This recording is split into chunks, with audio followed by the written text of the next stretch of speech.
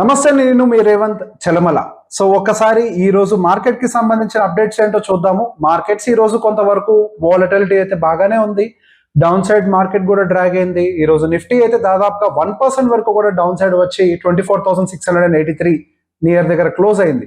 So ఇక్కడ కేవలం large cap segment అనే కాదు, even small cap segment and mid cap segment వీటిల్లో కూడా అయితే కొంతవరకు సెల్లింగ్ అయితే కనపడుతుంది. సో ఈ రోజు ఆల్మోస్ట్ అన్ని ఇండస్ట్రీస్ కూడా కొంత నెగిటివ్ గానే క్లోజ్ అయ్యాయి. సో ఈ రోజు చూసినా కానీ ఆల్మోస్ట్ మనకు auto, consumption, health care, everything ఈ రోజు పెద్దగా పాజిటివ్ గా ఉన్నటువంటి సెగ్మెంట్స్ అంటూ పెద్దగా ఏమీ లేవు. మెజారిటీ అంతా కూడా నెగిటివ్ గానే క్లోజ్ అయ్యాయి. కానీ ఈ రోజు కొంతవరకు స్మాల్ క్యాప్ సెగ్మెంట్ 0.9% నెగిటివ్ గా క్లోజ్ అయింది. అండ్ మిడ్ క్యాప్ సెగ్మెంట్ కూడా ఈ రోజు బాగా 1.5% నెగిటివ్ గా క్లోజ్ అయింది.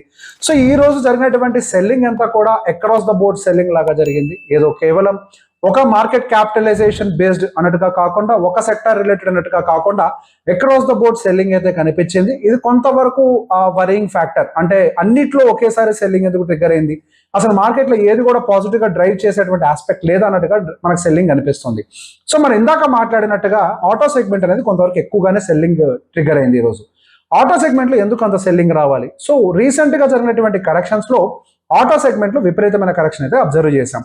ఆ తర్వాత మనకి రీసెంట్ రికవరీలో ఆటో సెగ్మెంట్ యొక్క రికవరీ కూడా బాగానే జరిగింది. నియర్ టు 20-24% వరకు కూడా ఆటో సెగ్మెంట్ లో మంచి రికవరీ అయితే అబ్జర్వ్ చేశాం. సో అంత రికవరీ వచ్చిన తర్వాత డెఫినెట్ గా కొంతవరకు ప్రాఫిట్ బుకింగ్ చేసే ప్రయత్నం చేస్తారు.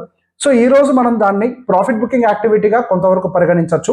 అండ్ ఈవెన్ ఐటీలో కూడా కొంతవరకు గ్లోబల్ టెక్ స్టాక్స్ లో కొంత వీక్నెస్ కనిపించడం వల్ల మన ఇండియన్ ఐటీ సెగ్మెంట్ లో కూడా కొంతవరకు వీక్నెస్ అయితే కనిపించింది. అండ్ ఈవెన్ బ్యాంకింగ్ రిలేటెడ్ లో మాత్రం గ్లోబల్ గా ఉన్నటువంటి ఇంట్రెస్ట్ రేట్ అన్సర్టనిటీస్ అయితే కొంచెం క్లియర్ గా కనపడుతున్నాయి. అండ్ జపాన్ లో అయితే కొంతవరకు ఇంట్రెస్ట్ ఈల్డ్, సహజంగా జపాన్ లో ఇంట్రెస్ట్ ఈల్డ్ అనేది చాలా తక్కువ ఉంటుంది, నియర్ టు 0 అని చెప్పొచ్చు.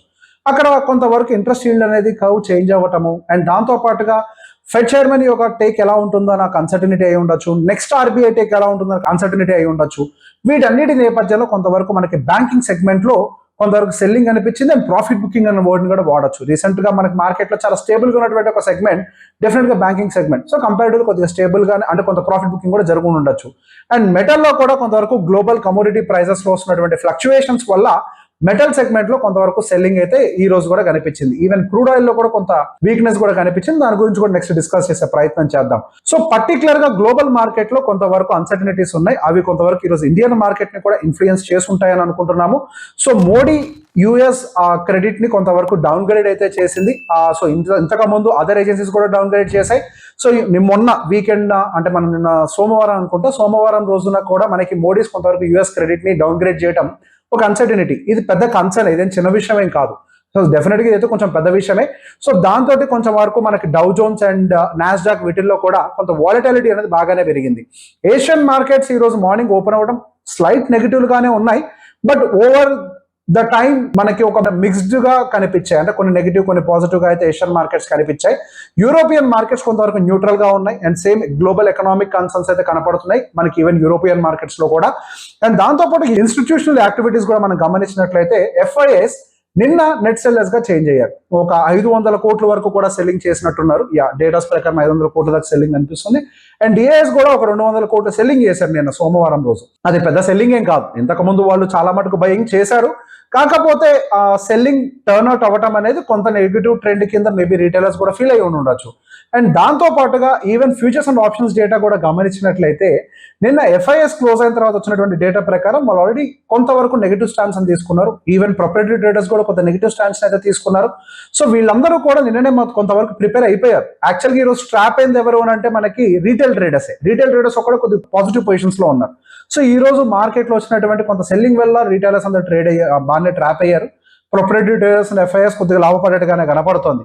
బట్ గోయింగ్ ఫర్దర్ మన డిఐఎస్ దగ్గర కొంత డబ్బులు ఉంటాయి కాబట్టి వాళ్ళు కొంత మార్కెట్ ని ఏమన్నా సపోర్ట్ చేయొచ్చు కిందకి వెళ్ళినా కానీ. అండ్ మోర్ ఎవర్ ఇప్పుడు మనం ఏం టూ మచ్ ఆఫ్ వీక్నెస్ లో ఏం లేవు. ఆల్మోస్ట్ మనము 22,000 నుంచి 25,000 దగ్గరకు వచ్చాం. ఈ రోజు 24,600 దగ్గర ఉన్నాం. కంపారిటివ్లీ పాజిటివ్ గానే మన మార్కెట్ అయితే కనపడుతుంది.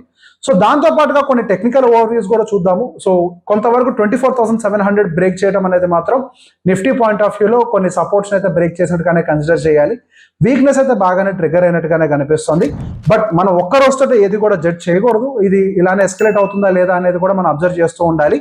And short term time frame లో మాత్రం మనకి RSI మాత్రం కొంత ఓవర్ సోల్డ్ జోన్ లోకి వచ్చింది ఇవాళ సెల్లింగ్ వల్ల.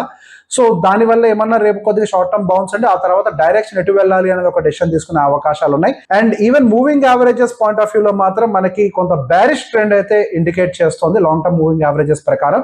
సో ఈ ఓవరాల్ గా technical analysis mix and match గమనించినా కానీ మనకు అప్పర్కి వెళ్ళింది, అక్కడ రెసిస్టెన్స్ ఎదుర్కొంది, దానివల్ల సెల్లింగ్ అనేది డౌన్ సైడ్ ట్రిగ్గర్ అయింది. అండ్ మల్టిపుల్ ఇండికేటర్స్ కూడా కొంతవరకు బ్యారిష్నెస్ కంటిన్యూ అవుతుందని ఒక ఇండికేషన్ కూడా కనపడుతోంది. అండ్ మన కార్పొరేట్స్ కి సంబంధించినటువంటి న్యూస్ కూడా కొంత గమనిస్తే మనకి HAL కొంతవరకు డౌన్ అయింది, UPS డౌన్ గ్రేడ్ చేసింది అండ్ స్టాక్ ని కొంతవరకు న్యూట్రల్ కి చేంజ్ చేసింది స్టాండ్స్ ని. అశోక్ లేలాండ్ మాత్రం కొంతవరకు ఫోకస్ లోకి వచ్చింది. సో ఆ బోర్డ్ మాత్రం కొంతవరకు బోనస్ అనౌన్స్ చేసే దాంట్లో ఉంది, సో అది కొంత ఫోకస్ లో పెట్టుకోవాలి. అండ్ వారే ఎనర్జీస్ పాయింట్ ఆఫ్ వ్యూ లో కూడా కొంతవరకు కొన్ని న్యూ ఎక్విజిషన్స్ అయితే జరుగుతున్నాయి. కామత్ ట్రాన్స్ఫార్మర్స్ దాదాపుగా 293 crores తోటి ఎక్విజిషన్ అయితే కనిపించింది. అండ్ దీంతో పాటుగా కొన్ని అప్కమింగ్ ఈవెంట్స్ కూడా మనం దృష్టిలో పెట్టుకోవాలి. ఇండియా అండ్ US కి సంబంధించినటువంటి ట్రేడ్ టాక్స్ ఆల్మోస్ట్ ఎండ్కి వచ్చినట్టుగా అయితే కనిపిస్తున్నాయి. దాని యొక్క ఇంపాక్ట్ ఏంటి అనేది మార్కెట్స్ మీద కనిపిస్తుంది. అండ్ మనకి ఈ రోజు అనుకుంటా maybe last day, so maybe couple of days, tomorrow or day after tomorrow, we don't know, maybe ఈ ట్రేడ్ టాక్స్ కి సంబంధించినటువంటి అప్డేట్ అయితే మార్కెట్ లో వస్తుందని అనుకుంటున్నాను. సో ఇది నా పాయింట్ ఆఫ్ వ్యూలో మాత్రం ఇది కొంత నెగిటివ్ సెంటిమెంట్ ఏమైనా ట్రిగ్గర్ చేస్తున్నారో ఒక భయం కూడా కనపడుతుంది. దానికి గల కారణం వాళ్ళు ఆల్రెడీ US వాళ్ళు చైనా తోటి ఫేవరబుల్ గా ఉంటున్నారు, ఇంకొక వైపు ట్రంప్ ఏమో ఇండియాలో మ్యానుఫాక్చరింగ్ చేయొద్దు అంటున్నాడు. సో ఇండియాకి పెద్ద ఎత్తున ఏమన్నా పాజిటివ్ గా ఉంటాడని అంటే నాకేం అనిపించట్లేదు, పెద్ద ఎత్తున ఏమి పాజిటివ్ గా ఉండకపోవచ్చు. So maybe India and US trade talks కొద్దిగా నెగిటివ్ గా ట్రిగర్ చేయొచ్చు. నెగిటివ్ అంటే పెద్ద ఎత్తున ఏమి అనుకోకండి, కాకపోతే పాజిటివ్ సెంటిమెంట్స్ అయితే ఉండకపోవచ్చు. ఈ పర్టికులర్ గా మొన్నటి వరకు టారిఫ్ టెన్షన్స్ అన్ని కూడా ఇండియా పాజిటివ్ అవుతాయి అనుకున్నాం, కానీ ఆయన చైనాతో గేమ్ మార్చేశాడు. ఇంత ఫాస్ట్ గా మారిపోతాయి అంటే ఈవెన్ గ్లోబల్ పాలిటిక్స్ ఇంత ఫాస్ట్ గా చేంజ్ అవుతున్నాయి. So we don't know, we have to wait and watch final output ఏమొస్తుందో, ఒక రోజు కోసం మనం ఎందుకు స్పెక్యులేట్ చేయడం. So corporate earnings next upcoming quarter ని వరకు కూడా మనం పెద్ద ఎత్తున హోప్స్ అయితే పెట్టుకోకూడదని మనం రిపీటెడ్ గానే చెప్తున్నాను. సో కార్పొరేట్ ఎర్నింగ్స్ ఇంకొక క్వార్టర్ చూసిన తర్వాతనే మనం దాని మీద ఒక డెసిషన్స్ అయితే తీసుకోవాలి. అప్పటి వరకు మార్కెట్ మీద పెద్ద పాజిటివ్ హోప్ అయితే నాకు కూడా ఏమీ లేదు. సో ఎకనామిక్ ఇండికేటర్స్ అయితే GDP నెంబర్స్ అయి ఉండొచ్చు, ఇవన్నీ కూడా మనకి వస్తూనే ఉంటాయి రెగ్యులర్ గా. సో వాటిని కూడా మనం ఫాలోఅప్ చేస్తూ ఉండాలి. GDP ఏమైనా స్ట్రాంగ్ అవుతుందా, వీక్ అవుతుందా, దీన్ని బేస్ చేసుకొని ఈవెన్ US అండ్ ఇండియాకి మధ్యలో జరుగుతున్నటువంటి ట్రేడ్ టాక్స్ యొక్క ఇంపాక్ట్ కూడా కనిపిస్తుంది. అంటే ఒకవేళ మన GDP నెంబర్స్ బాగానే ఉన్నాయి, ఇన్ఫ్లేషన్ అంతా కూల్ డౌన్ ఇప్పటికైతే అవుతుంది, ఇక అదే ట్రెజెక్టరీ కంటిన్యూ అవుతుంది అనుకోండి, మేబీ మనకు కొంతవరకు ఫేవరబుల్ గా ఉండే అవకాశం ఉంటుంది. ఈవెన్ తో US and India trade talks పెద్దగా పాజిటివ్ గా లేనప్పటికీ. సో ఈ గ్లోబల్ ఈవెంట్స్ అన్నింటినీ కూడా కొంచెం క్లోజ్ గా ఫాలోఅప్ చేయాలి. దాంతో పాటుగా మనకి US అన్సర్టనిటీస్ అయితే బాగా క్లోజ్ గా ఫాలోఅప్ చేయాలి. బికాస్ వాళ్ళ క్రెడిట్ రేటింగ్స్ అయితే బాగా డిటోరియేట్ అవుతున్నాయి. ఇది కొంతవరకు వాళ్ళని ఇబ్బంది పెట్టే అవకాశం ఉంది వాళ్ళ ఎకానమీని. సో US క్రెడిట్ రేటింగ్ అయితే చాలా కీన్ గా అబ్జర్వ్ చేస్తుండడం మనకు మంచిది.